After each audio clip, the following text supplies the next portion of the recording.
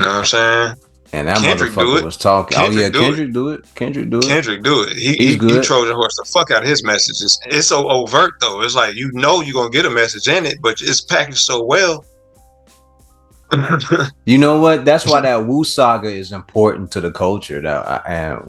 I don't know if people like it or don't like it, but after finally seeing the third season and watching it every day for like a few days, even when they did the episodes inside of the episodes with the Biggie episode and the Old Dirty Bastard episode, which was weird as fuck, but all those shits was important because they told a story about Wu-Tang. Like there's a job that they trying to do. Yeah, you know they had an objective. Yeah. The music was built a certain way. And although they were trying to make dope ass beats and spit ill ass rhymes, there was a message in there. And the message, like they said on one of those episodes inside of the episode, it was only for those who understood what was going on. And they were trying to escape. They were trying to get free. Like, dude, we got to change each other's life. Yes. Look, what we living at right now is this ain't it. If we don't take these steps, we're gonna always be here. We're gonna be trapped. Yes. I got us a plan. I know how to get over the fence, but I need everybody to participate. Let me say this too. That Biggie episode was dope on the Wu-Tang Saga. Yeah, that was dope. And the reason, let me give people detail. All right, I'm not gonna tell y'all the episode, but the reason why the shit was dope was because of this. All right, if you know what actually happened in that story, you know that story is told a totally different way from the way that they put it on there. But they softened the blow between Biggie and Wu-Tang Clan by the way they did it. You know what I'm saying? Like, I thought that was so dope the way they did that and the way they put it together.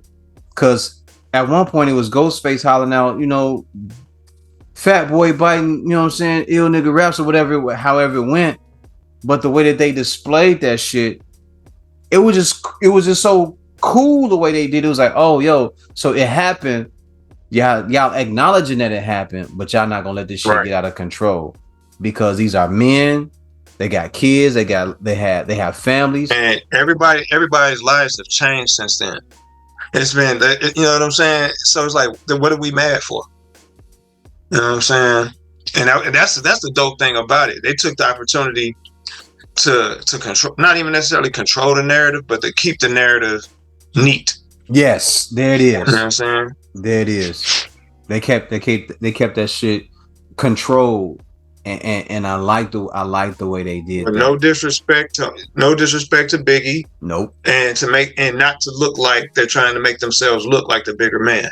Correct. It had nothing, you know what I'm saying? They didn't no try posturing. They didn't try to posture. They didn't try to make themselves look like the bigger gangsters of New York and shit like that.